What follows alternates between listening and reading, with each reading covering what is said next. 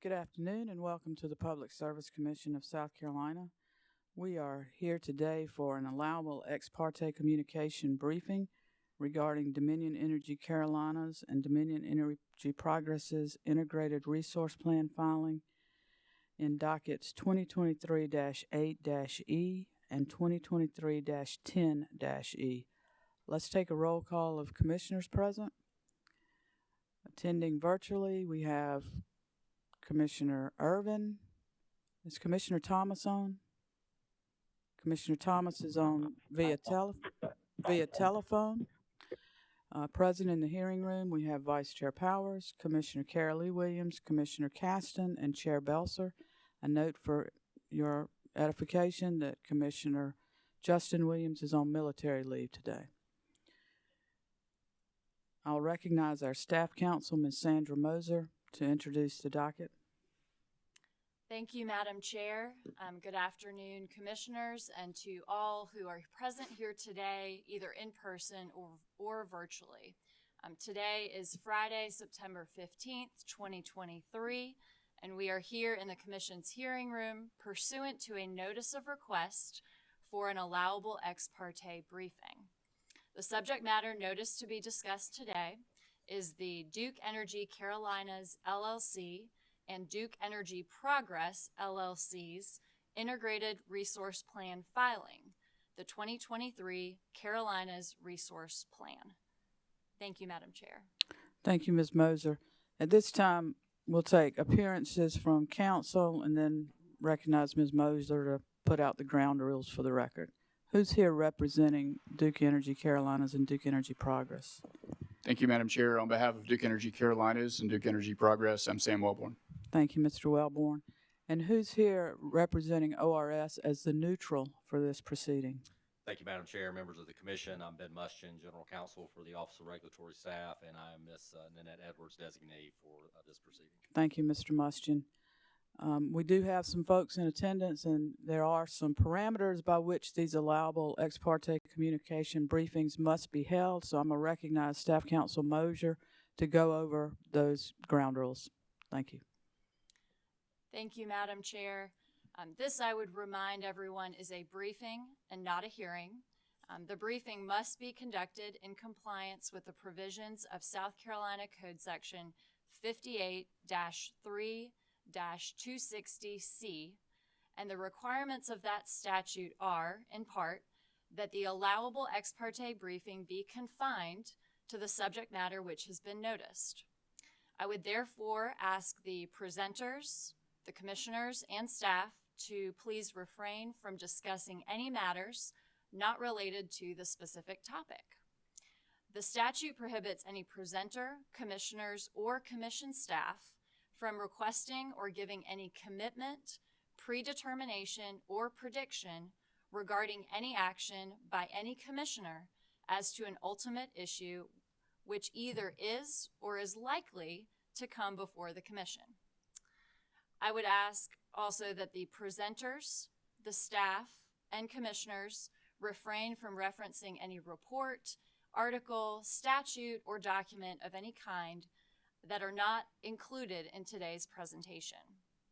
A copy of any document which is referenced during the briefing must be provided to the Office of Regulatory Staff for inclusion into the record, which will be certified to the Chief Clerk of the Commission, Ms. Jocelyn Boyd. If anyone during the course of this briefing exceeds the scope or does not comply with or fails to conduct themselves within the provisions of South Carolina Code Section 58-3-260 governing allowable ex parte briefings, it is expected that a contemporaneous objection will be made. And finally, everyone in attendance today, either in person here in the hearing room or virtually, must sign in or register. Everyone in the hearing room or watching virtually today must read, sign, and return the form which you were given at the door, or the form, of course, that will be emailed to you for your virtual appearance, which will include instructions and the deadline for its return.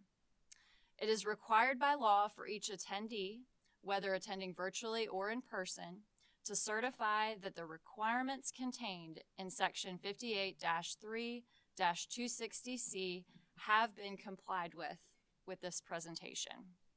Thank you all for your time and for your attention. Thank you, Madam Chair. Thank you, Ms. Mosier. Mr. Mustian, as the neutral, do you have any comments or instructions to add?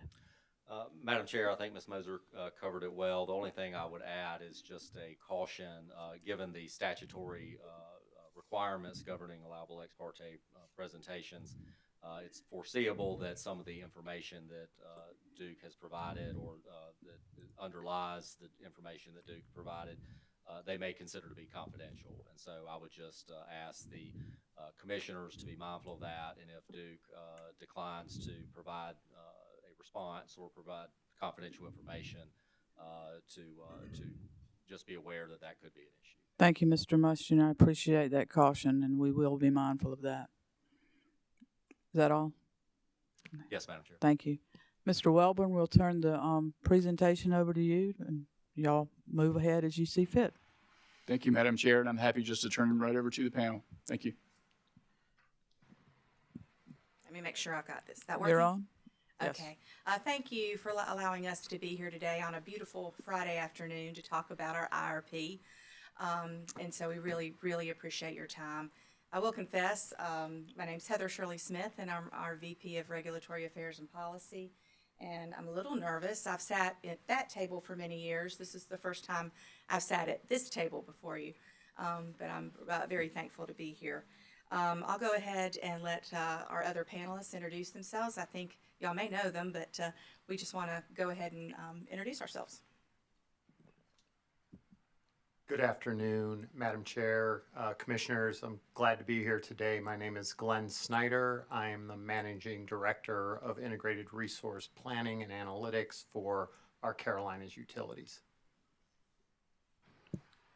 Good afternoon, Chair Belzer, Commissioners. Thank you for this opportunity. I'm John Verderami. I'm the Vice President of Fuels and System Optimization.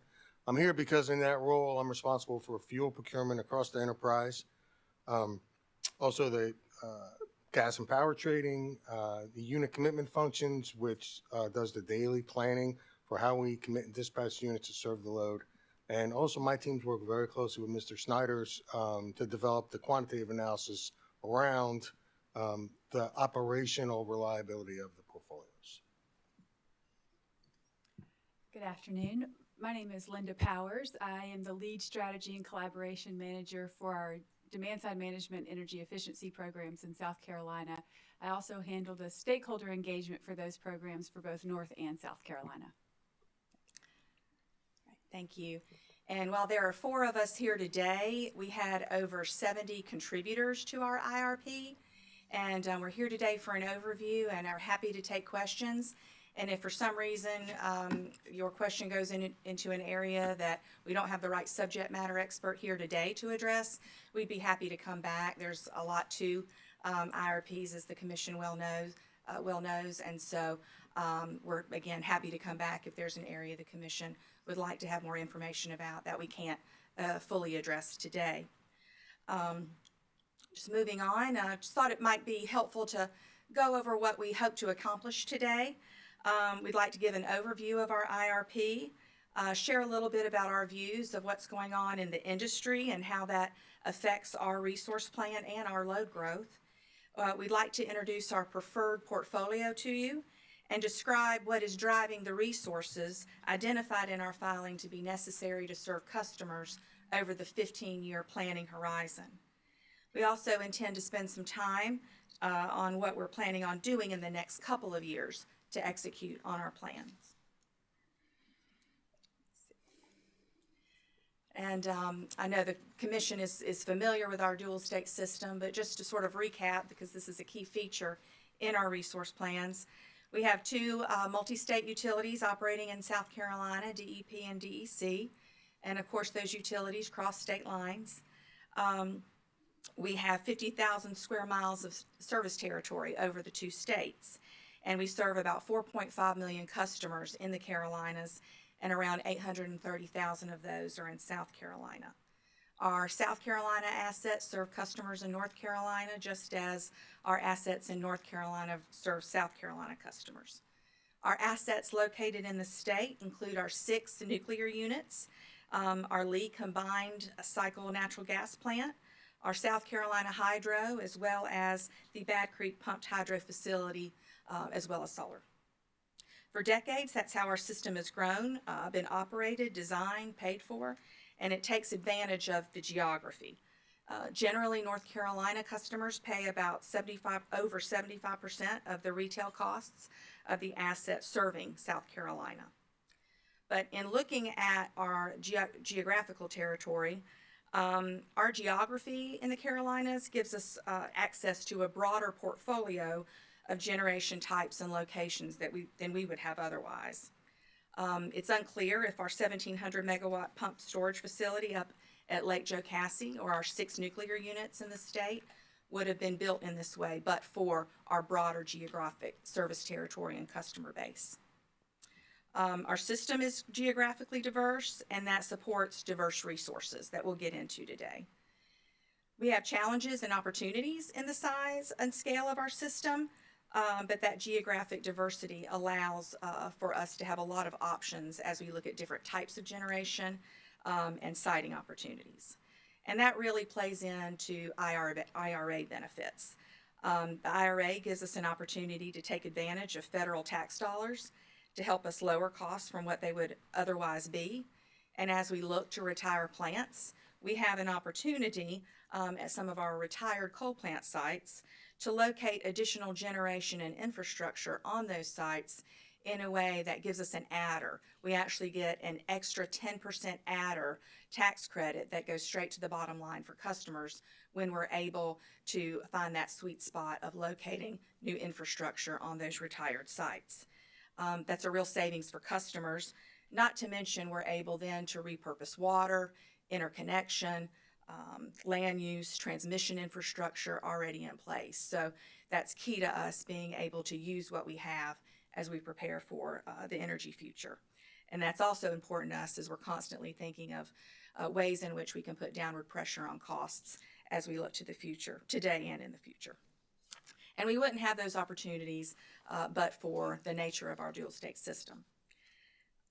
Let's see, I'll go to our next slide. This is an area that we wanted to highlight. We're pretty proud of our stakeholder engagement. We have robust stakeholder engagement that we conducted for this plan, as we do for a variety of matters and prior resource plan activities. We had a focus this year. We had several sessions, as you can see from the slide, but we took feedback, as we always do, and also had featured technical sessions where we really got into the meat of modeling assumptions and some of the details of what goes into modeling and what goes into the plans. We heard a lot of good feedback from stakeholders, incorporated a lot of that into our plan, and it is our hope that when we're here in April, all of that collaboration will lead to a streamlined proceeding before this commission. At least that's our goal. We sure tried. We also held state-specific conversations. So all of those sessions involved customers across the Carolinas because our resources are across the Carolinas. But we also held South Carolina-specific opportunities to hear from customers who and stakeholders who may not have wanted to engage through those particular channels. This is our table of contents, and I just thought this was a really good slide to give an overview about what types of analyses and information is contained in our IRP. I mentioned that we had over 70 contributors to our IRP, and I think when you look at our table of contents, it's pretty easy to see how that could be so. A lot of hands are involved in putting these plans together. I just, for future reading or to follow up on reading the commissioners may have already done, we have worked really hard to have a good overview in our executive summary. We describe a lot of what's going on in the industry and a lot of changes going on in the industry in Chapter 1, which goes over our changing energy landscape. And then we wanted to be very transparent with stakeholders, particularly all stakeholders, but particularly those who participated in the stakeholder process discussing assumptions and methodology. We wanted to be upfront on where we landed on those, so that's right up front in Chapter 2. We introduced our portfolios and also how we envision executing on our resource plan in the future. You'll see in the appendices lots of deeper dives. I won't go into all of those, but if you have a particular area of interest, these appendices are really robust, and our folks worked really hard to make sure that there's good narratives in there because we didn't want to provide a lot of information without narrative context. So our folks worked really hard to make those robust for readers. One thing that we've done this year that we have not done in prior plans is we have a South Carolina specific chapter. We wanted to make sure that there was a really clear line of sight as to how our filing and what we were proposing comports and fits in with South Carolina law and policy on a standalone basis. So that's something that we've not necessarily done before, and it's a new feature in this plan, and we hope it's useful. So we're still a little bit at the beginning of our presentation here, and I'm previewing the ending, but we thought it might be helpful to share where we landed and then explain how we got there. Duke Energy Carolinas and Duke Energy Progress evaluated over 33 portfolios. Portfolio P3, we call it P3, is our preferred portfolio out of 3 core portfolios. And all of those portfolios retire coal by 2035. All of our portfolios look at an all of the above strategy, looking at diversity of resources to protect reliability and for our customers and our communities. And the portfolio that we put forth as our preferred portfolio is the lowest cost of the 3 core portfolios. There's so much that feeds into this single slide, and we'll cover some of that today. But I think it's important to know, underscoring all of these different generation types in the plan in general, is making sure that we preserve reliability. That is key. This diverse energy mix, we believe, provides for an orderly energy transition to help meet our state's future. And that idea of an orderly energy transition, that is key as we focus on balancing reliability, affordability, and doability. We have 2 big things that are dominating our energy future in South Carolina, and our experts will be discussing that more in just a few minutes. But first is the tremendous growth that we are seeing. We are seeing a lot of growth in our state at every level, as well as needing to address plant retirements over the next 12 or so years. We'll be retiring or repurposing many of the oldest plants on our system, and so that's around 9,000 megawatts that we'll be retiring and repurposing at 7 plant sites over the next dozen years. We'll be replacing that generation starting in the near term and over time with a variety of resources, taking heed that coal supply and pricing is volatile, and infrastructure, supply chain, and workforce for that generation type is in rapid decline, and we need to plan for it. And Glenn and JV will go into that in more detail in just a few minutes.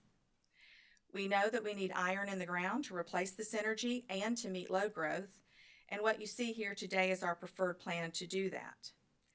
And while you'll hear from Glenn that there are near-term actions that we'll need to take to make sure we meet the system's needs, it's worth noting that our South Carolina practices allow us to come in and check and adjust our plans as we move through time. As we look through the back half of the 2030s for the last of our coal retirements, that may feel like we have a long time, but we have a 36,000 megawatt system and we'll be retiring 15 units. There's not a world where we'll be flipping the switch and turning off all of that generation at one time and all new resources at one time. And of course, the Commission knows that. But we're really concerned and are very deliberate in how we're going to move through bringing on additional resources. So there's a need to take action now, and we're constantly asking ourselves, what's the right balance? An orderly transition means that we do this over time, doing it the right way, and taking advantage of tax benefits to help with cost, and never taking our eye off of reliability, and being able to serve our existing customers, plus those that we play a big role in attracting to the state with reasonable rates. When you look at the resources that make up P3 on this slide, it already presumes the benefit of us making the most of what we have already. We already have upgrades at Bad Creek underway. That's our pumped hydro facility. We already have started the process for second license extensions for our nuclear plants.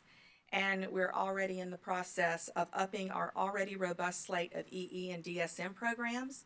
And so those activities are already assumed when we look at the addition of these additional resources. First off, just to sort of go through some of the resources in detail, there's been a lot of discussion in the state about the need for dispatchable resources, and that might be a good place to start. You'll see on this slide we have over 7,000 megawatts of hydrogen-capable natural gas. Those are our CTs and CCs. We're looking to add to the system as we need dispatchable generation. We are mindful that tomorrow could look different than today, so that hydrogen capability will help us meet potential opportunities as well as potential regulations for natural gas. And I think for context, it's also good to remember that natural gas generation used to primarily be a peaking resource. And with market dynamics and the decline in the cost of natural gas over a period of time, it basically turned into baseload generation. But the operational flexibility of natural gas and its ability to ramp up and ramp down as needed has been key to helping us integrate renewables with policy guideposts along the way. And those renewables have been helpful in mitigating fuel cost volatility since they are fuel-free resources. And we're also looking to leverage renewables in programs to help customers meet their needs. So you have that nexus of forces, of market forces, policy, and customer demands coming together as natural gas generation is prioritized as an investment complementing renewables. And that's one of the reasons it remains a part of our all-of-the-above energy strategy. There are, of course, practical limits to how much natural gas our system can incorporate. There are limitations within the marketplace. And so we still need dispatchable generation even over and above the natural gas facilities that you see on this slide, which brings us next to small modular reactors. You'll see that we're looking to add 2,400 megawatts of small modular reactors by the end of the 15-year planning horizon. Nuclear can play a huge role regardless of whether a state is looking to cut emissions or whether a state is just looking to meet the electric needs in areas like ours, which have had tremendous growth. We're excited about these possibilities. It's an area that we're deeply involved in. As I mentioned earlier, we have 6 nuclear units just in South Carolina alone. And our plants in the Carolinas, our nuclear plants, provide about half of our electricity, and it's emissions-free energy. And just to sort of spend a moment on nuclear, this is an industry that has made tremendous gains over the last 30 years. In 1990, nuclear plants nationwide were operating at an average 66% capacity factor. Basically, the plant was running 66% of the year. But now they're regularly running at capacity factors in excess of 90%. So this is an area that has made tremendous gains. And I believe if you look at our region, the Southeast in particular, which is robust with nuclear, that steady source of generation has been a key to our success and being able to attract businesses which rely on high quality and consistent energy supply, like that provided by nuclear. So what's different about this type of nuclear generation? Advanced nuclear concepts like SMRs generate around 350 megawatts compared to larger plants. Our Oconee plant, for example, is a 2,500 megawatt facility.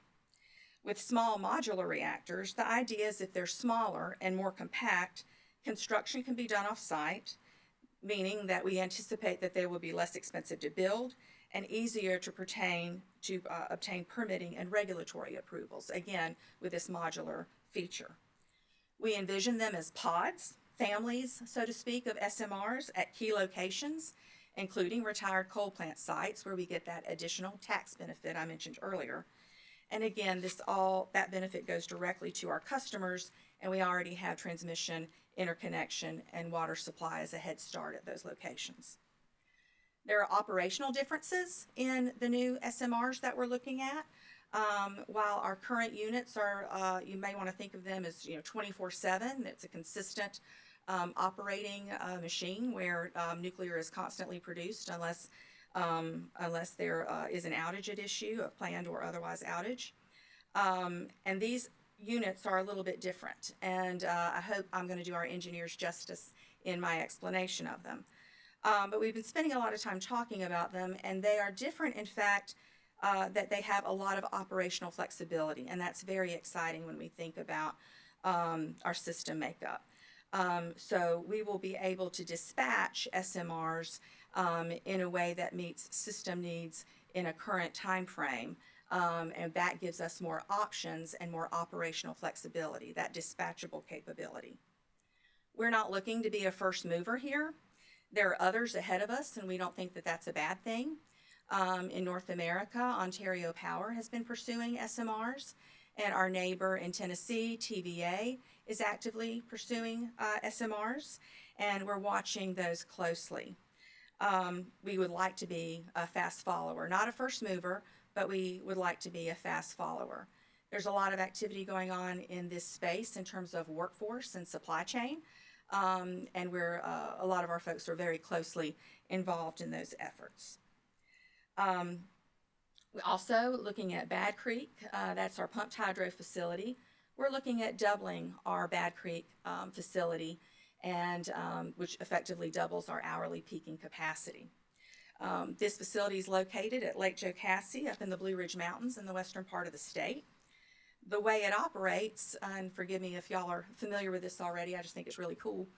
Bad Creek operates by pumping water from Lake Jocassee to the Bad Creek Reservoir, and that reservoir is around 375 acres.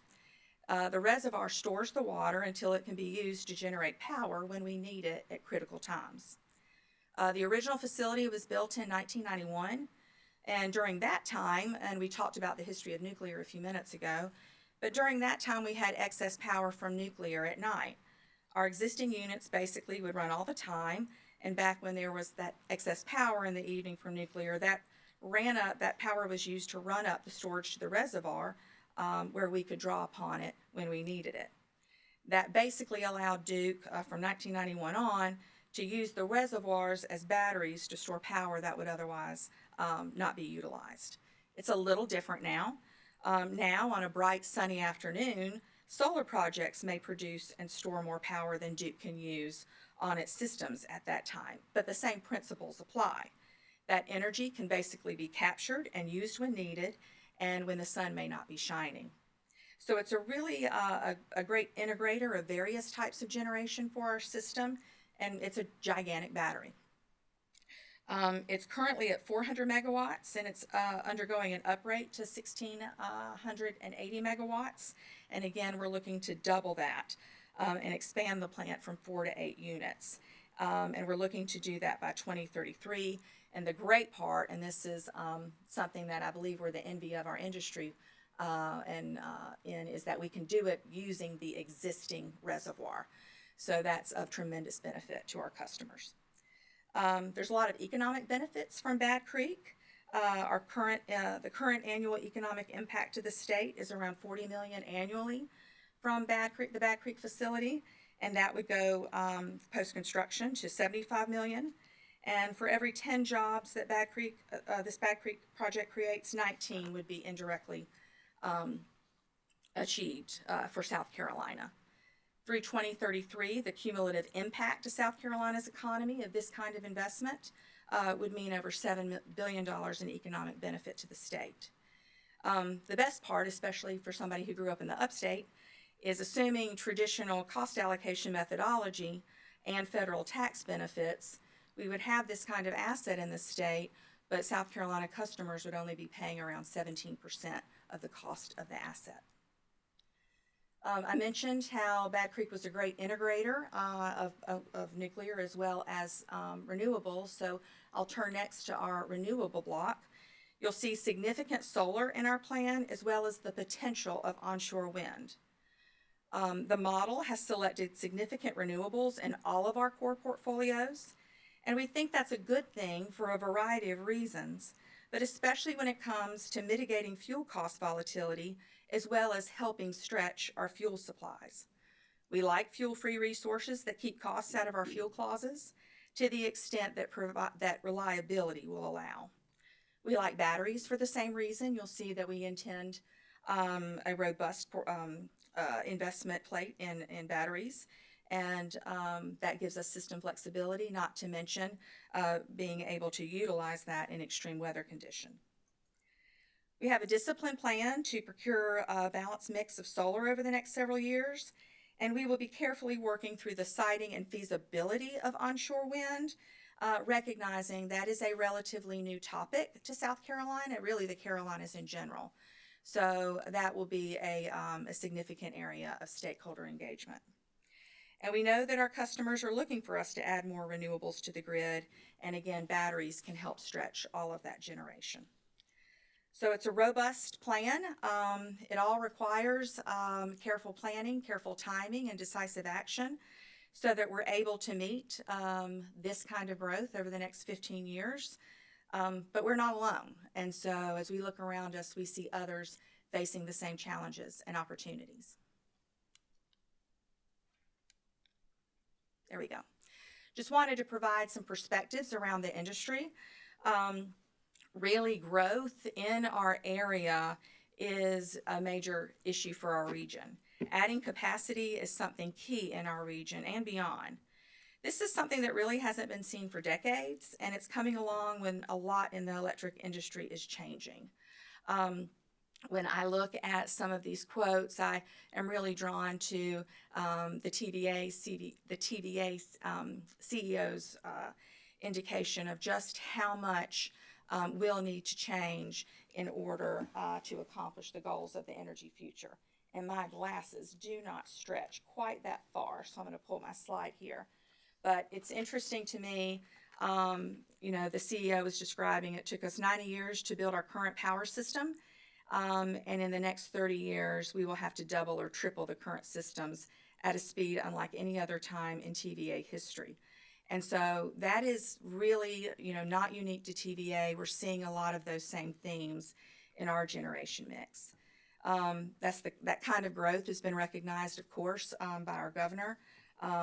They're seeing it also in Georgia. There's a quote here from a Georgia commissioner. And then underscoring all of that is a need for reliability.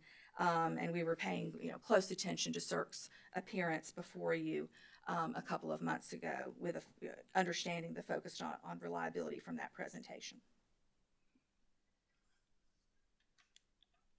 All right, so hopefully that overview was helpful. That's where we landed, and Glenn's going to tell you and our others a little bit about how we got there. With that, I will turn it over to Glenn. Thank you, Heather.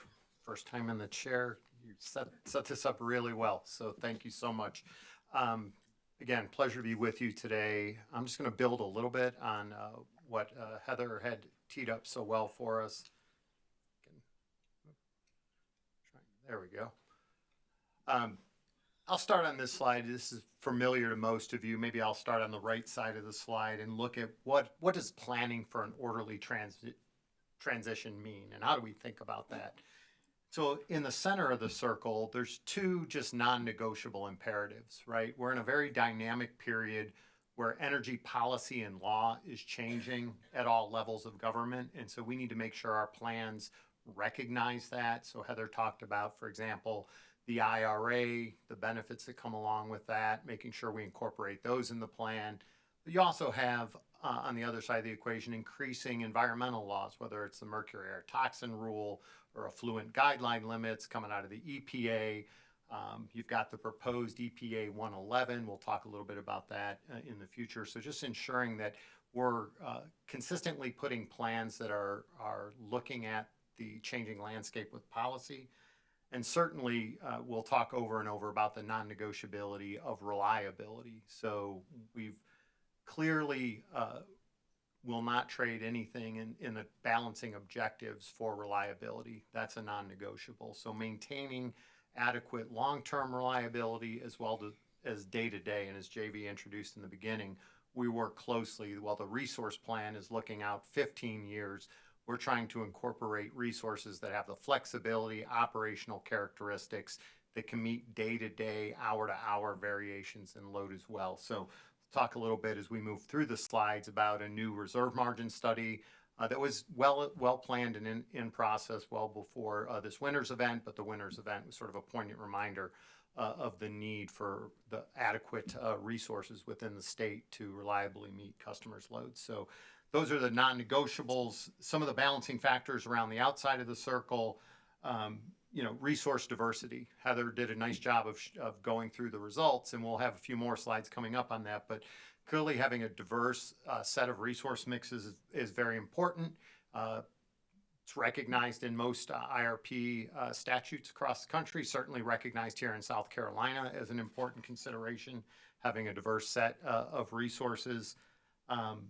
Least cost planning as we go through this energy transition, trying to do it in a way that has the minimal effect we can have on customers. There's a lot of infrastructure that's needed. How do we do that in a manner that's as affordable as possible for customers? How do we do it in a way that's increasingly clean? As I just said, there's lots of new laws coming out, most of them pushing us with either carrots or sticks towards more carbon-free or clean energy generation sources. So how do we ensure that we're meeting those laws and integrating those in the plan, as well as our customers? We see a lot of the economic development growth. It's a must-have to locate here in the Carolinas. They have pretty much told us, unambiguously, that we need power generation sources that are increasingly clean. So how do we meet those needs of our customers, but do it at a pace that's affordable? And then executability, and Heather's probably, I like her word, just doability. How do we do all this, right? There is an increasing number of constraints across all of those resource types. I might touch on that a little bit later in the presentation. So just the scope, pace, scale of this transition, there's not infinitely deep markets for all of these different resource types. There's limitations, whether it's supply chain limitations, whether it's labor force, whether it's capital limitations. There's limits to how much can be added of any given resource over a given time horizon. So those are the big balancing considerations that go into a resource plan against this backdrop that Heather outlined really well of this changing energy landscape. And so I've got this slide and the next one that touch on that. But these are themes that I'm sure you've heard at NARUC, you're hearing from other utilities. Growth, this is unprecedented growth we're seeing here in the Carolinas. We have some slides coming up on that, where I talked about the reserve margin increases and our reliability studies that we do, the changing policy landscape. JV is going to spend some time telling us some of the factors facing the coal industry and how imperative it is that we have a thoughtful plan to exit the coal industry in a way that's prudent for our customers. Financial impacts. Oh my goodness, the inflation that we've seen and trying to stay on top. It's something I haven't seen in a long time, but trying to really understand what are the changes in inflationary factors and interest rates, and how does that impact our plan? And then you have the offsetting factor of the IRA, which provides tax incentives to help cushion some of that. So how do we get both of those into the resource plan? Technology advancements. Heather did a nice job of walking through our SMRs, our new batteries that we're looking at. Even our gas units are ever evolving, getting more efficient. The OEM or the vendors integrating the capability to burn hydrogen in these plants. So what are these technology trends and how are we capturing those in the plans? And the consumer trends. So we'll talk a little bit more about both at the residential level, electrification, particularly starting off with the electric vehicle market and how that's impacting our plan, as well as I mentioned earlier, large C&I customers who are telling us that if I locate here, I need cleaner sources of generation as part of their objectives and goals. So a lot of changes happening in the landscape. That's the backdrop for our resource plan that we have to be cognizant of as we put this plan together. Go to the next slide if I can. Again, we've hit on this. In the interest of time, I'm not going to read through this. It's a good leave behind slide, but policy and regulations that I spoke about at multiple levels, economic factors we just spoke about with inflation, but also tax incentives to offset that inflation. Definitely very active technology advancements happening across the industry, and then the consumer trends that we just spoke about. And so in the interest of time, I'm going to turn it over for a minute here to John Verderami. We call him JV. No one can pronounce Verderami, so you can just address him as JV. So JV's gonna tell us a little bit about some of the pressures facing us in the coal industry. Thanks, Glenn. You want to advance the slide? I have just one slide today, Commissioners. The plan is kind of replete with references to the changing energy landscape. This afternoon, I really just want to highlight the challenges in the mine to megawatt kind of coal value chain that really threaten reliance of coal as an economic resource to customers if we extend it too far into the energy transition. And so these emerging and existing threats fall into several broad categories. Commodity risk, meaning price and availability of fuel. Supplier risk, meaning the viability and dependability of suppliers, particularly smaller, less better capitalized suppliers. Transportation risk around decisions that railroads are making as the country pivots away from coal as a primary commodity for them. And then really significantly, the competitiveness of coal in the resource stack.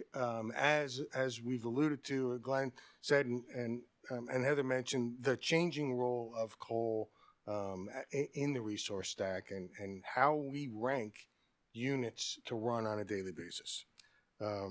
So the through line narrative for me is that the coal industry is an industry in decline. And increasingly, coal is becoming a constrained resource. The challenge for us will be to manage that resource through the transition out of coal. From a commodity perspective, the broad drop in demand for coal over the last years and coming years is driving volatility, price volatility. Falling economies of scale create long-term higher costs for customers. And that's just a denominator thing we're seeing. Gas will have volatility as well, but we feel over the long term, our long-term view is that gas will remain as a more economic fuel. I think the post-pandemic experience laid bare to us the lack of, the inability, I'd say, for coal to gas switching, gas to coal switching, either way, to be really a viable mitigant against price volatility.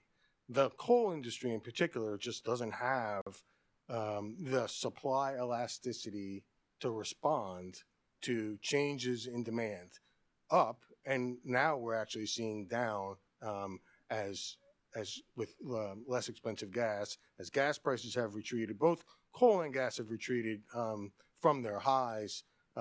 Gas more towards its pre-pandemic levels, coal not as much. And I think from a supply perspective, that price differential represents not only a shift in the underlying cost structure of coal production, but I think inherent in there's a risk, particularly to small producers, which we rely on in the portfolio. And by that I mean the normal disruptors to the coal supply chain, whether it's or coal demand, whether it's soft mild winters, mild summers, periods where gas is particularly cheap because of a production offset, is going to, I think, have an outsized impact on smaller producers. And that's something we're really watching very closely. And how that'll manifest itself eventually, I think, in that inability for producers, the small producers, to ride through troughs of demand in a consolidation of the industry. And it's pretty clear that, you know, a consolidated industry brings with it inherent kind of risks around market power. But separate from price volatility issues, Glenn mentioned, and we're seeing this very clearly, the coal industry in general is suffering from resource constraints, capital and human resource constraints. They've struggled with attracting capital for some time now, despite a renaissance of outsized profits recently. I think the retrenchment in general prices is going to put pressure on the whole industry. They're facing a structural shift in labor. Folks who just don't want to work underground anymore. And they're trying to replace an aging fleet, without much success. And I think I've said this to y'all before. I think once these resources leave this industry, I think it'll be very difficult for them to return. And so that sets up almost a monotonic decline in coal, in the health of the coal industry in general. They're also shifting their focus to overseas, shifting their focus away from thermal coal to higher margin metallurgical coal where they can.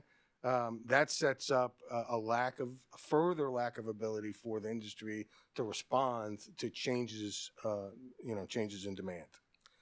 From a transportation perspective, the railroads are critical to the Carolinas, and to some extent they're facing a lot of the same issues that the coal suppliers are.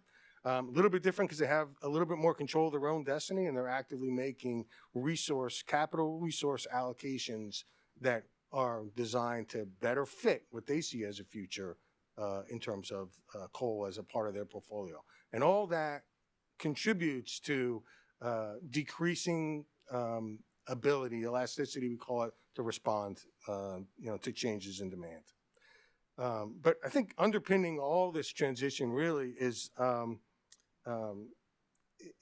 the changing competitiveness of coal, and you'll hear this, I think, more than once today, the changing competitiveness of coal in the stack.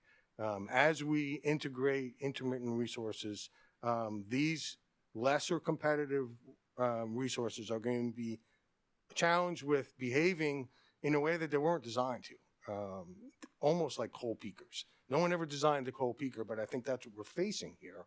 And that brings with it attendant challenges on how do we manage maintenance for issues for units that run in this manner, as well as the upstream issues of maintaining inventories, maintaining ratability of deliveries of coal. Coal suppliers as an industry are designed to run ratably. And if we have units that only run for portions of the year, that's going to be a challenge for us as we head forward. And I think it's even more of a challenge as these units age. Overlay this landscape with a regulatory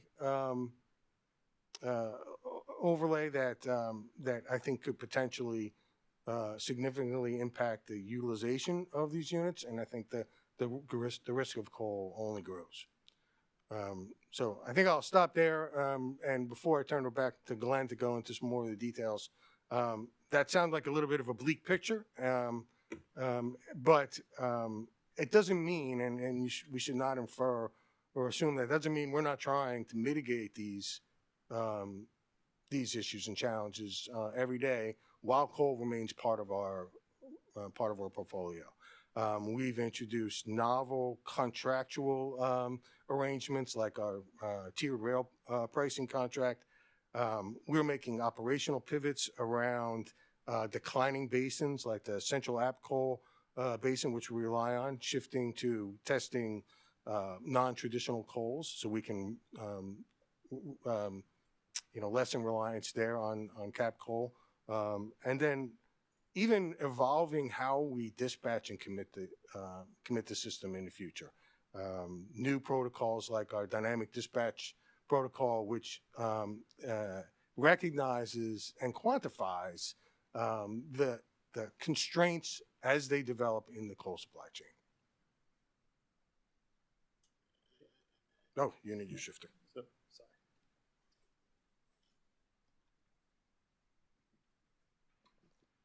Thank you, JV. And I think with that segue, I may go just a slide or two out of order just to sort of stay on the coal. So I'm going to jump to slide 17. I'll come back to these slides. So when you think about our coal fleet, what Heather said, what JV has talked about, having an orderly transition out of coal is just imperative for the company. What we show here is the underlying retirement study we did and the retirement schedule for the units Heather and JV were just speaking about. And I think the pace at which we replace these, and I think what's critical, unlike maybe some of the things you hear from other jurisdictions, is we are not going to retire until equally reliable replacement generation is in service that allows us to retire these reliably. So it's not retire and then figure it out. It's get the replacement generation lined up, permitted, approved, built, put online, then retire. And I think that's critical when we say we're making reliability first. It's replace and then retire. But to do that, replacement generation these days can have a 5-year plus lead time when you think about the activities from permitting to the interconnection process, which has grown in its time in recent years. And so you have to be very thoughtful and deliberate about being out in front of that replacement generation at a pace, scope, and scale that allows you to achieve the retirement dates that are on this page.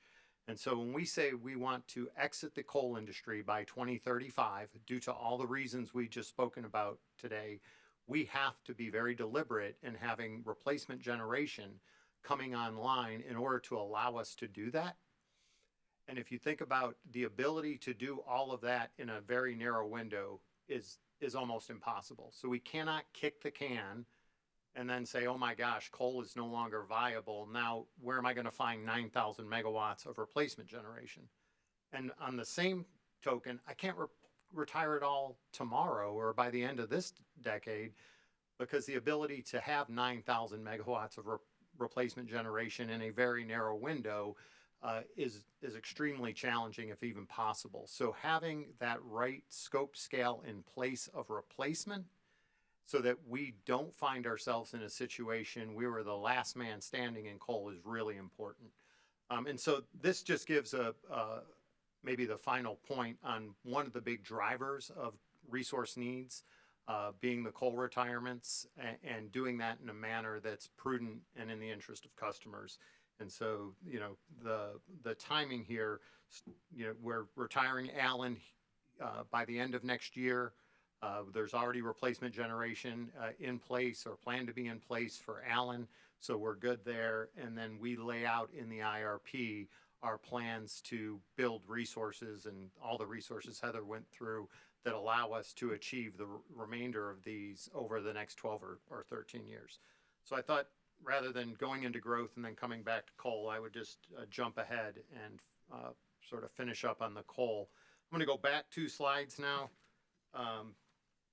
And slide 15, really just showing our energy and capacity growth that we spoke about in the opening comments. It is growing at levels that we have not seen in recent years or in recent decades even. And so what this slide shows on the left is total energy consumption, and on the right is winter peak demand. So 2 different graphs, but both measures of growth, one in annual energy, one in demand. You can see we're about 160,000 gigawatt hour system.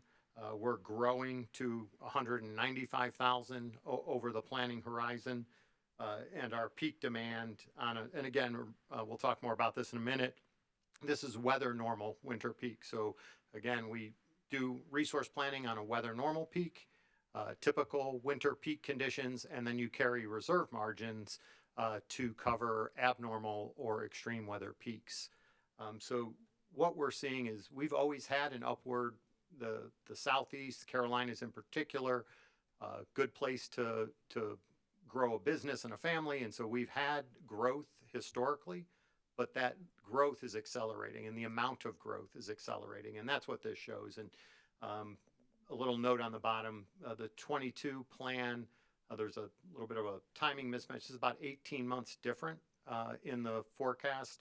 The fall 21 forecast relative to the spring 23 is what we're looking at here. And to put that in context on the next slide, what's driving this, right? Well, as Heather alluded to early on, one of the biggest drivers is economic development activity that is happening at a scale and pace that we just haven't seen in the history of the Carolinas. So the types of industries, the number of projects, the size of the projects that are coming are orders of magnitude bigger than what we've seen historically. I mean, if I used to get a 15 megawatt project, that was a big project.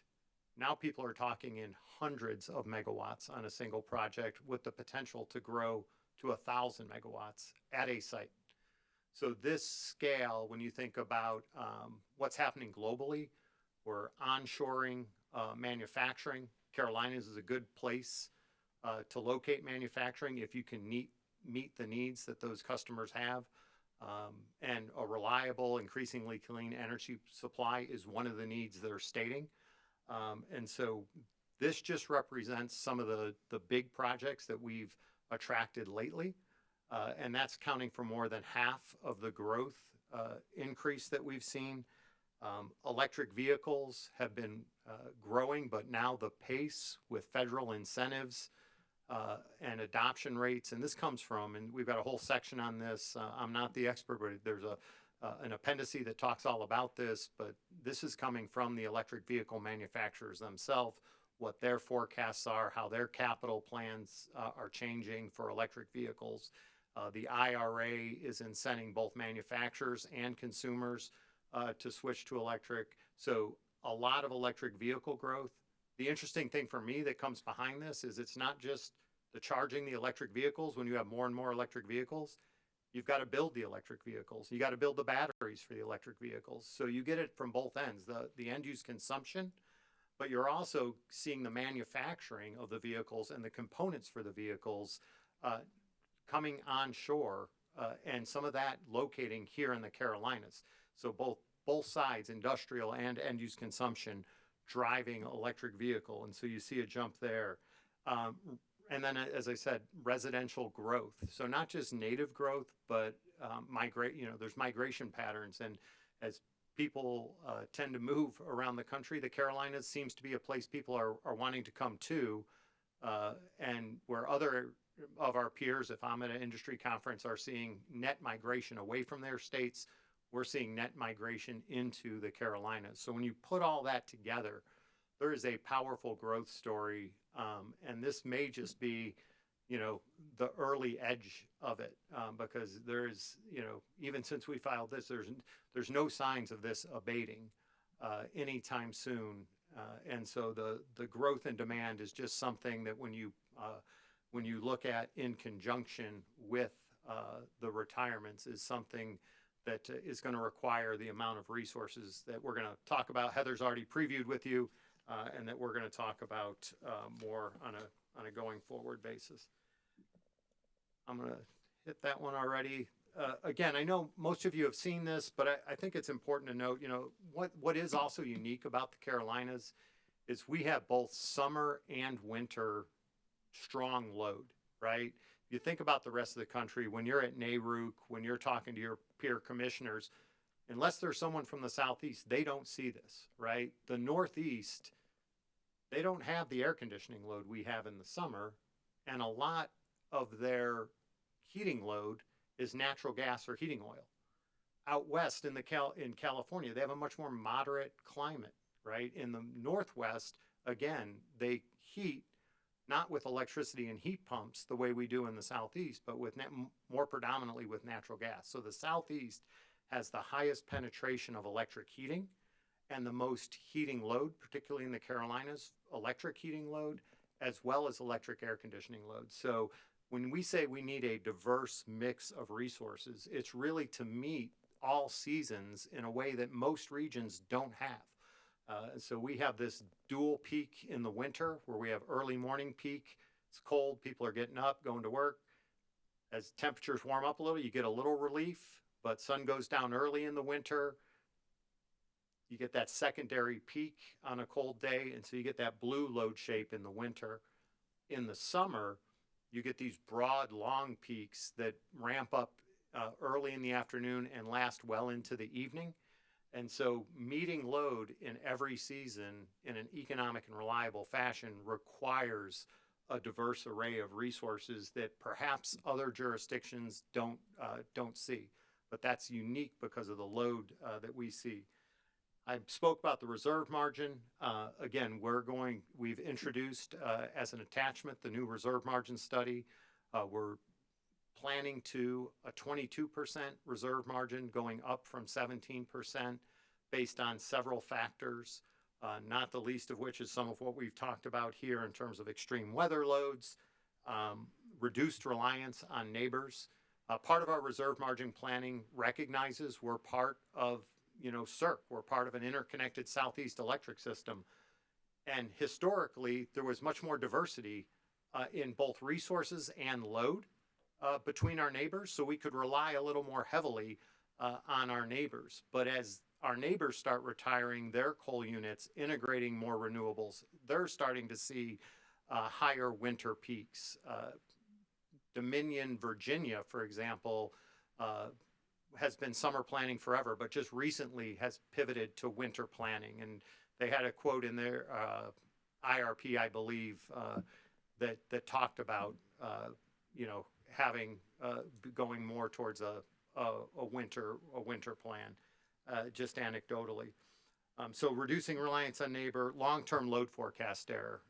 Historically, we've potentially been over forecasting when you go through recessions, when you go through housing crisis, when you go through COVID, you see a period of where these bring down load. Now we're seeing that pendulum shift and load is coming at us, and we update a load forecast and it looks like, oh, where did all this load come from? And we're seeing increases due to the factors we just talked about. And then as JV alluded to and Heather, as the system ages and as these units are asked to operate in ways that they were never designed to operate, you've got unit performance that you've got to be assured that you have sufficient backup resources should you have issues with these resources going into the future. So with an aging fleet being asked to operate in a way that they've never asked before, you want to make sure that you have adequate reserves in case you do have higher than historic levels of unit unavailability. So that's a lot of information really quick. One of the things that we didn't touch on, I want to pass over to Linda, is all this load that I'm showing you is net of very aggressive grid edge activities to help reduce this load to the extent we can possibly reduce it to shrink the challenge that we're facing. And so we want to spend a minute and let Linda go through some of our grid edge activities that help us to mitigate the amount of load that's coming towards us. Thank you, Glenn. So the energy landscape is changing for our customers too. Solar, batteries, smart appliances, electric vehicles, they expect us to help them navigate this new technology. And for that, we have what we call grid edge programs.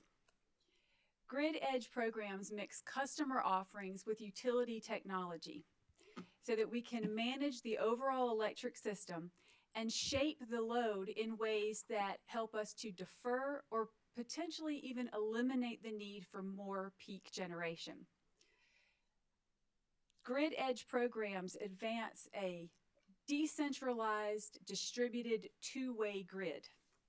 And the edge refers to the farthest reach of the company's grid where it intersects with customers' homes and businesses. Some examples of grid edge programs you see up here: energy efficiency programs, because they reduce energy usage and our energy needs overall. Voltage optimization. This is the company's ability to conserve at a circuit level, where we can manage voltage and power factors to create some conservation. Enhanced demand response. In the past, we used demand response to smooth out our peaks, shave off some peak.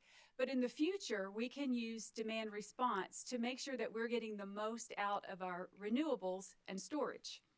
We have distributed energy resources like customer-sided solar and storage, any of the behind-the-meter generation and storage.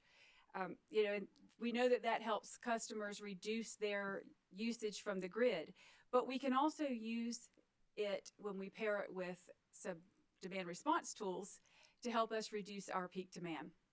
We have rate and pricing options. Differentiated rates with dynamic pricing can encourage customers to change their behaviors in ways that benefit both the system and themselves. And then electric vehicle programs.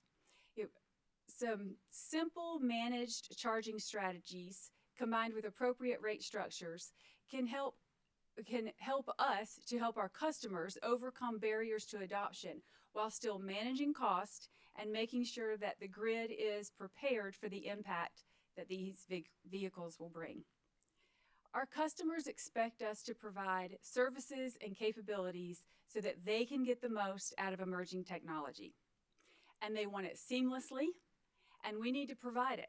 We need to provide it at scale, and we need to provide it with a grid that is prepared for the impact.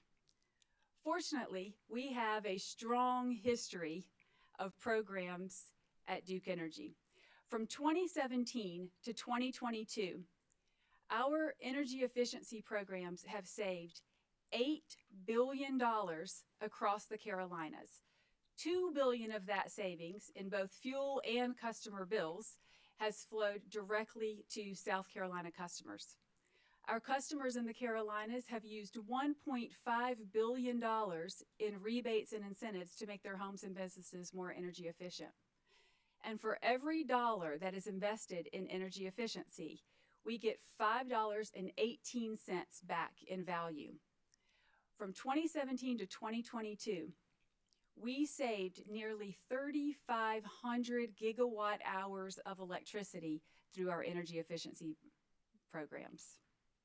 And thanks to our constructive regulatory model in South Carolina, which pairs company incentives with customer interest, we have been a leader in the Southeast for energy efficiency. I appreciated the explanation that Glenn gave about how difficult it is to save energy in the Southeast, because it really is. And so when you see that we are a leader in the Southeast, you know exactly how much that means. According to this 2023 annual report published by the Southern Alliance for Clean Energy, no utility in the Southeast is saving more energy than Duke. Duke Energy Carolinas is number 1, and Duke Energy Progress is number 2. And we're the only utilities in the Southeast to exceed the national average in savings. We're very proud of that. Even though you can see since 2019, we've had some declines. Those declines are due primarily to change in federal lighting standards and to the interruptions from the COVID pandemic. But 2023 has been promising, and we are optimistic about 2024. In fact, the programs that we have in place now and are projected to install measures that will save 1,206 gigawatt hours of electricity over their effective useful lives and avoid $749 million in fuel cost. And in just the first 6 months of 2023, our income qualified programs worked in the homes of over 6,500 low-income families. Over 2,500 of those families were in South Carolina. So far in 2023, we have done more work in low-income homes than we did all of 2022. and we're not stopping. Our ongoing engagement with our DSME Collaborative, it's a group of stakeholders that are active and engaged and enthusiastic, and we just had a 4-hour-long meeting with them last week. We're going to lean on them to help us as they have in the past. They keep an eye out to make sure that we are evaluating all potential savings opportunities. And we're going to need to do that because we have an aggressive projection for savings over the term of this plan. In fact, over the next 28 years, we project that we will be able to save about 38,000 gigawatt hours of electricity over the combined system through our energy efficiency programs. Now, that projection is informed by our market potential study. And in our market potential study, we evaluated every measure we know of that will accrue more benefits to the utility system than it does cost. We also used a customer adoption curve based on measure payback rather than historical trends. And we assumed higher adoption of measures that qualify for IRA rebates and incentives. You can see the effects of the IRA in that red circle in the first 10 to 12 years of the plan. Now, this plan and these aggressive numbers are contingent upon several things. First of all, we need to have load added to the system that creates more savings opportunities. Secondly, we need to be able to adapt our programs and our processes at a market-driven pace. And the biggest contingency of all in customer programs is customer participation. And we'll really lean on the collaborative to help us maximize that. So we know this plan is ambitious, and we will continue to monitor it, particularly as new load is added to the system, to ensure that it remains reasonable. But we have been and continue to be committed to our grid edge and demand side management programs, and we're looking forward to what they can do in the future to shrink the challenge that everyone has described to you so far. And now I'll pass it back to Glenn to walk us through the portfolios. Thank you.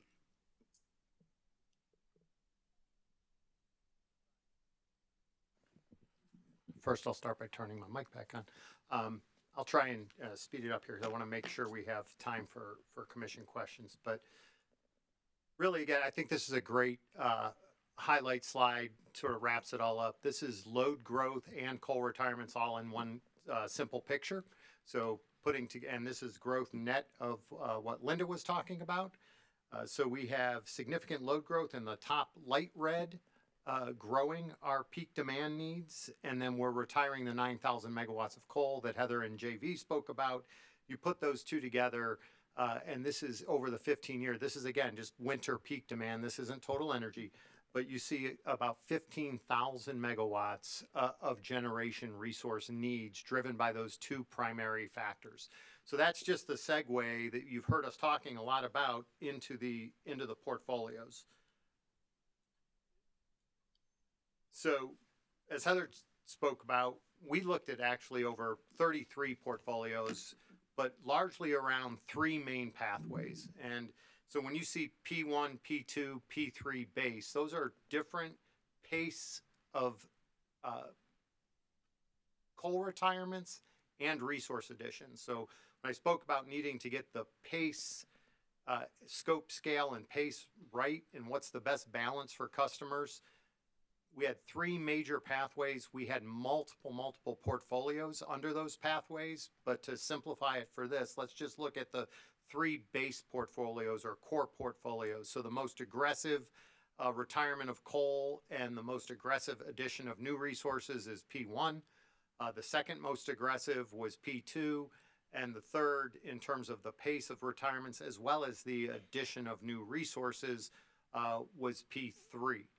And when we looked at the reliability, the executability, and the affordability factors, this is what led us to recommend P3. And I'm not going to go through every number on this slide, but basically what this does, and it can be a little bit confusing, is the three different, the 2030, 35, and 38 says for the three different pathways, how much resource additions and retirements are taking place by that point in time, right? So by 2030, what's being accomplished under the three different pathways. Then by 2035, what's being accomplished. And then by 2038, what's being accomplished. So all this is trying to do is give you a relative comparison of the three pathways at different snapshots in time. But one of the key takeaways for me on this very busy slide is that all pathways require a diverse mix of resources that by the time you get further out in time start to converge. So it's just really early on, what are you doing in the next several years going into 2030, where there's maybe some more noticeable differences. But as you move later in the planning horizon, you need all of these various resource types, and it's more of a pace issue by and large than anything else. And so that was really the intent of this slide. And I'm going to focus in on the next slide, where we really jump into our preferred portfolio, P3. There we go. So Heather went over, started with this. So I'm going to come back to it, to really just add a few final points, which is the diversified risk that we talk about. There's really quantifiable risks that are diversified, as JV spoke about, reducing commodity price risk, right? That's a real benefit of having a diverse array and not being dependent on a single portfolio. Certainly they all comply with state and federal laws and have an eye towards new and emerging. We don't have EPA 111 built into our planning, but we did do a sensitivity portfolio that says, should the EPA pass even further restrictions on how you operate fossil units, what requirements fossil units have, what would that do to the portfolio? So you'll see a sensitivity analysis in there, but I wanted to be clear that's not in our base planning assumption. These all comply with meeting our growth. These economic development growth is dependent upon having adequate supplies to serve them, and dependent upon them being increasingly clean, but reliable and affordable as well. So we think that this helps facilitate economic development by checking all three of those boxes. And then the pace of the orderly transition, while this is a little bit more moderate pace than pathways 1 and 2, we think it's more executable. It comes at a lower near-term cost, and it gives us an ability to check and adjust as we move forward. I'm going to show you on the next slide. I'm going to hone in on what the more immediate near-term resources are within this portfolio. But I really want to emphasize what Heather said earlier, which is we are in such a dynamic environment right now, whether it's policy, whether it's economic, whether it's physics of how these new technologies are evolving. Every aspect of the energy industry is extraordinarily dynamic at the moment. So the ability to diligently move forward with definitive plans, but then recognize we will check and alter as needed as we come forward every 2 to 3 years before this commission with a new plan, while executing on the near-term activities from the prior plan. But as we see the industry change, we'll have an ability to alter these portfolios as we see market dynamics dictate. So the next slide, and I think Heather's going to have one. I'm going to turn it over. I have one more slide, and I'm going to turn it over to Heather to close us out. But this really focuses in on the activities happening. And again, if you remember, I said 5-6 years for some of these, and long-term resources like Bad Creek or SMRs are even longer lead time. But what are we doing in the very immediate term? What's in front of us? So, we had the bigger solar number on, but we think in the near term, we're going to be pursuing about 6 gigawatts of solar generation. And that provides significant benefit to the system. It reduces our commodity exposure to both coal and gas. Even if we, as we've said often, it's not there for our winter morning peak, but it reduces how much gas we need to burn on those winter days. It reduces how much coal we need to burn. So every megawatt hour of solar on the system would have been gas or coal that we needed to burn but for that solar. And there are finite limits, not just to the coal, but as we've seen, gas can be very constrained on a winter peak day. So it dovetails well with the gas by alleviating some of those constraints. The battery storage helps us move these resources in time, whether it's renewable resources or nuclear resources. It helps us move that energy to when customers need it. It helps us to operate our fleet more efficiently, so it provides fuel savings as well as helps us meet peak demand. Combined cycles, we certainly see hydrogen-capable combined cycles that only have a fraction of the environmental footprint of the coal that they're replacing, being very valuable on our system. They can run for days at a time during extreme weather. They're very efficient, and a lot of this customer load we're adding is around-the-clock needs, right? So they are coming in manufacturing 3 shifts, right? They need something that can run around the clock. You have data centers for artificial intelligence and cloud computing. They run flat out, and so they need resources that can generate around the clock. And so this is a good fit with some of the new load that we're seeing coming at us. Combustion turbines can be ramped up and down quickly. They're extraordinarily efficient these days compared to just a few years ago, and their capabilities are ever improving. So they're more of a peaking unit. The onshore wind that we're going to take a close look at. We have a whole onshore wind study that we conducted. We're going to carefully examine that as a potential, see what the acceptability is in local communities for it. But when I showed those different load shapes, solar's there in the middle of the day. A lot of times, and it's very summer oriented, wind tends to blow more in the winter and at night and early mornings. So the complementary nature of wind and solar fit really well in our portfolio. One is more summer oriented, one's more winter. With the appropriate amount of storage, you can further optimize those renewable resources when they're available, and then of course the gas that we spoke about. Heather did a great job talking about doubling the size of our Bad Creek facility. It is a tremendous facility here in South Carolina. It's one of the biggest in the country. Subject to check, if we were to double the size, it would be the biggest peak pump storage facility in the nation to provide 11 hours of peak supply across, 1680 times 2. I shouldn't be doing this. 3360 megawatts of generation across peak would make it the biggest pump storage facility, which is extremely valuable when you have the fluctuations in load that we see day to day, hour to hour, and even season to season.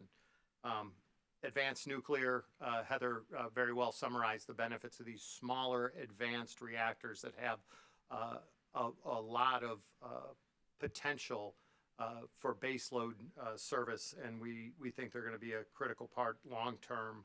But actions that we need to take right now on some of these are in that middle column. So only a couple of small modulars to start with. When we talked about the bigger number by 2038, pursuing those early ones now so that we get that experience of early site permitting and going through the process of that fast follower.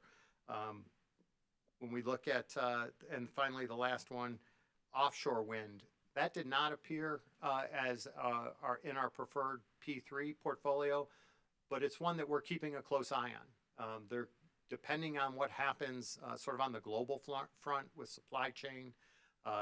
When we see others in the U.S. pursuing it, we're going to watch very closely how costs and supply chain and labor evolve with offshore wind, and that may work its way back into the portfolio in subsequent plans, depending on trends in offshore wind. But it is not part today of our core P3 portfolio.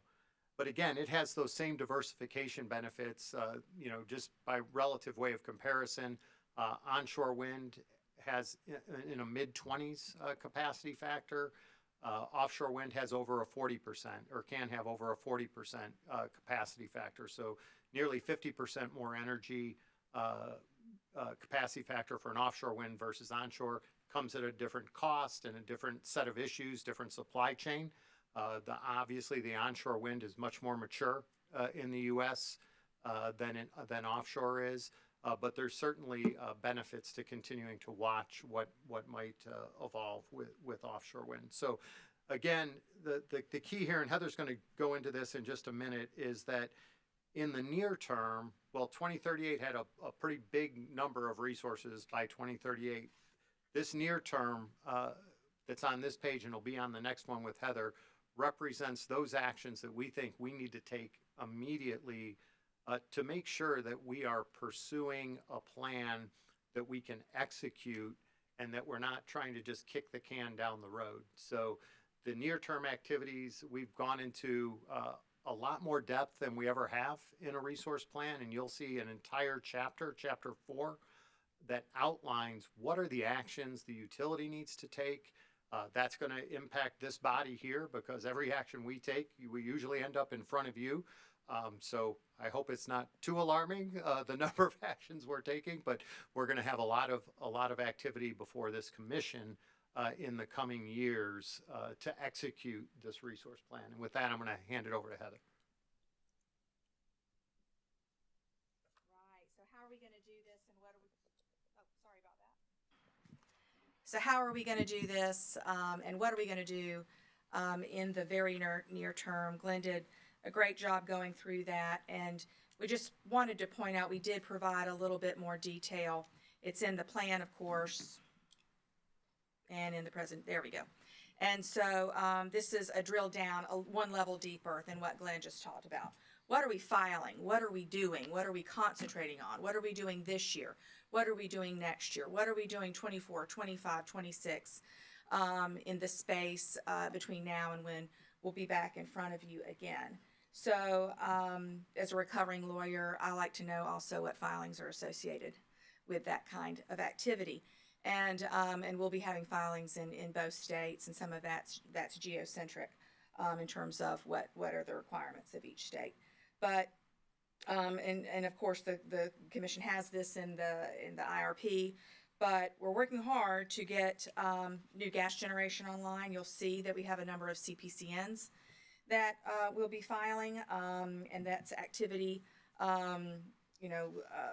Some of that activity is already underway, and including a pre-CPCN that I believe that we filed here as information just a couple of weeks ago. That's a North Carolina sited facility. We expect that we'll be back in front of this commission with a filing related to Bad Creek as we look at doing a CPCN for that facility and getting that continued. We already have activity in front of the Federal Energy Regulatory Commission right now, and that will continue. But we do anticipate having filings before this commission next year on that. We've given a little bit more detail on early site permits for nuclear that we're working through this year and have more activity on through 24 through 2026. But we really wanted to be very transparent and really for the commission to hopefully have faith in us that we're on it. We're on executing the challenge that we have recognized and that are solving for through our IRP process. I'll pick up a little bit of time here. I think we covered a lot of these factors. Let's see here. I'm sorry, I'm not very good with the clicker, I think. So Sam, just right as you took the podium. I think this really provides a summary of a lot of the activities. I won't necessarily go through all of these. I think Glenn did a good job.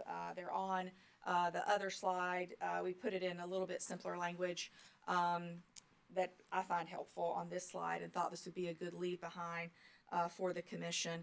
Focusing on the check and adjust as we move through time. We have that opportunity, but really we laid out here some of those near-term actions. What do we need to be doing today and in the near term to make sure that the generation options that we are counting on will be there for our customers as we move through the IRP planning process over the next several years, but also as we move through these long lead construction times in a challenging environment. Okay, I give up, Sam. There we go. All right. I wanted to highlight a couple of things in our South Carolina chapter. I am an upstate girl, so I always like to have a picture of some of our beautiful locations. This is a location up at Lake Jocassee, but wanted to again point out that we do have this chapter in the IRP for the first time in our resource plan filings. Next chapter. We took very seriously, as the Commission would, I imagine, expect us to, the balancing factors that are included in the IRP statute. When I look at 583740, that's where these balancing factors are located in C2.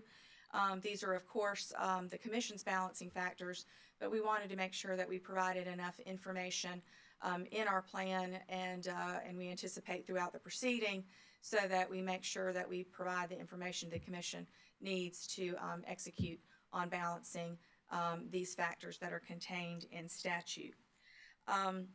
I think Glenn, in looking at some of these factors, I know we've talked about, and Glenn talked about resource adequacy, diversity of generation, the non-negotiable of reliability.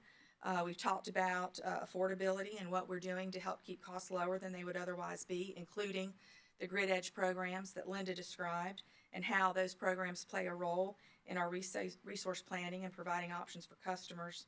And again, our preferred portfolio is the lowest cost of the three that we've proposed.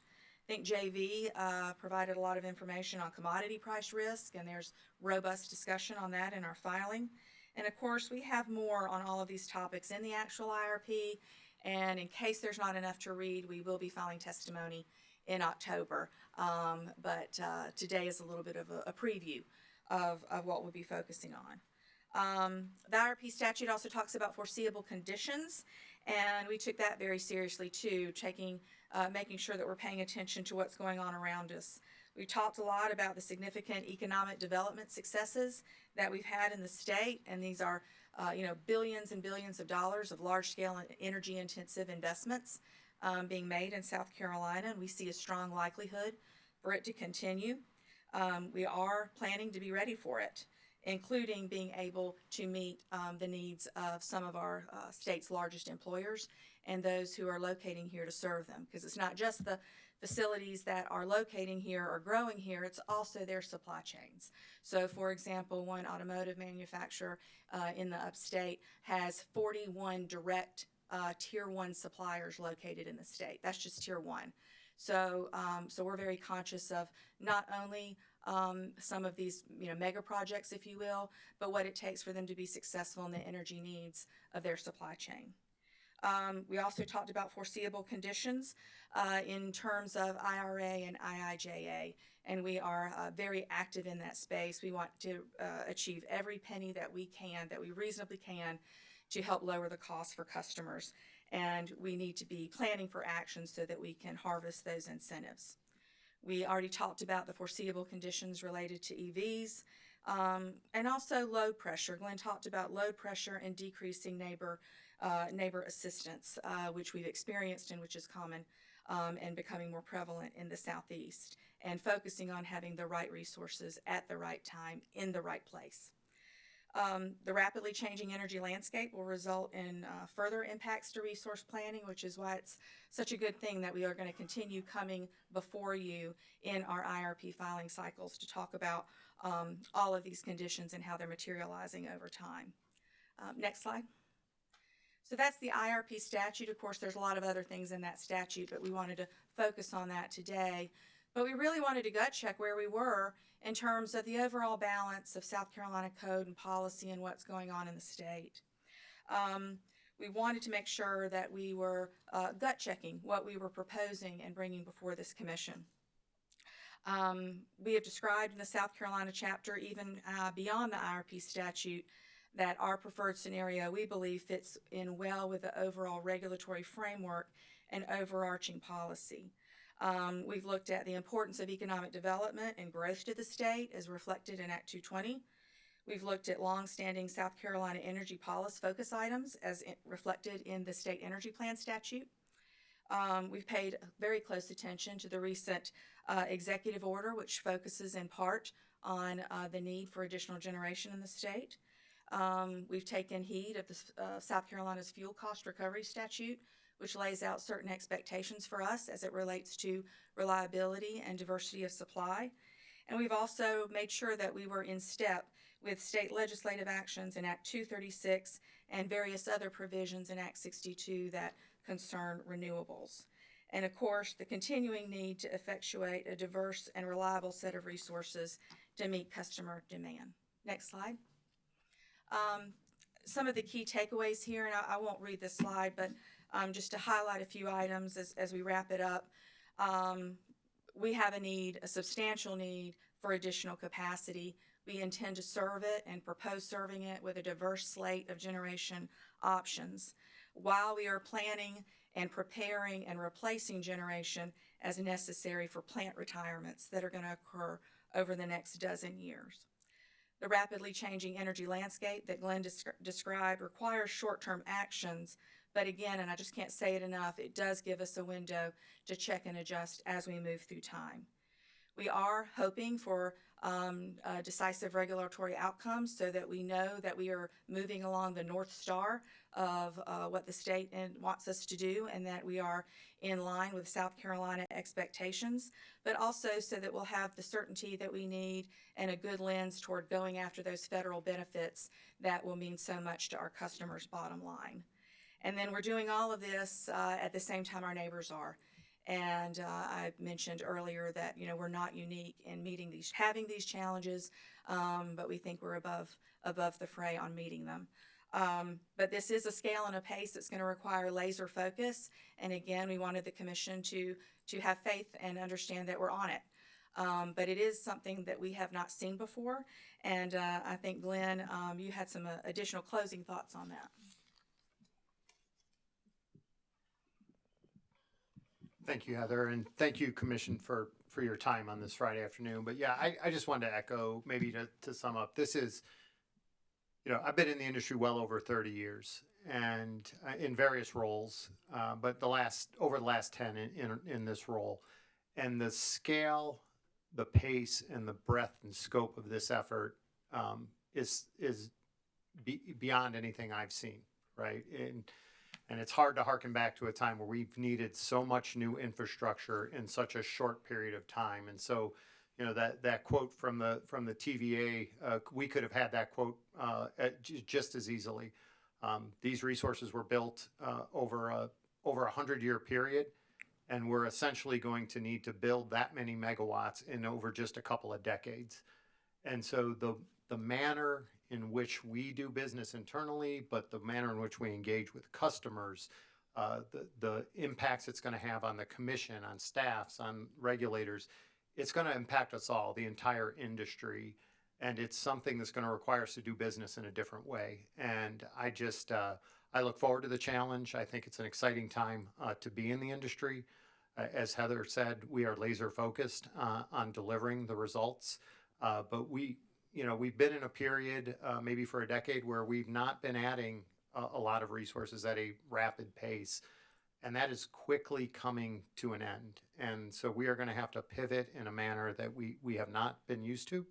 And we're ready for that. But we just look forward to the opportunity to bring our plan to you in the coming months. We look forward to bring our execution dockets before you. We're going to be, as Heather said, Bad Creek, we think, is going to be a pivotal part of our plan, and we'll be talking to you more about that as just an example. And we're excited to be a partner with the growing economy here in the Carolinas. It's growing at a pace that, as I said in my earlier remarks, that I have never seen before. Projects are coming online in sizes that I would have told you would not be possible just a few years ago. And this is going to, require a change for the entire industry, and it's going to be an exciting time for Duke. So appreciate your time to just sort of kick it off today, and happy to answer questions with the time we have remaining. Thank you, panelists. Commissioners, Commissioner Carolee Williams. Thank you, Chair Belzer. Thank you for being here. As a recovering city planner, you cannot imagine the joy that I feel when I see the IRPs come into our docket system. But the reality is I can't absorb it in as quickly as my joy reflects and my desire to understand it. So I thank you for coming today and to kind of give us a foretaste of what we have to expect.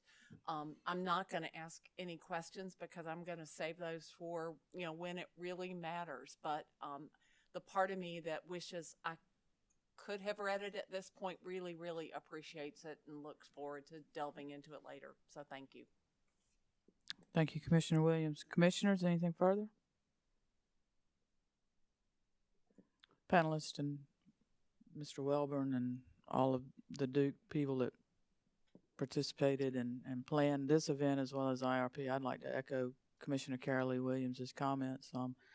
I appreciate this overview, this introduction. I think it lays a path for me to think about as I delve into the IRP. So I think this will prove to be a very helpful presentation to us as we tackle that voluminous notebook that was delivered to my office.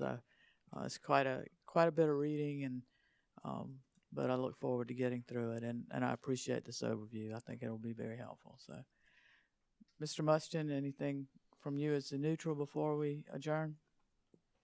Nothing further. Okay. With that, once again, thank you all, and this allowable ex parte communication briefing is adjourned. Thank you.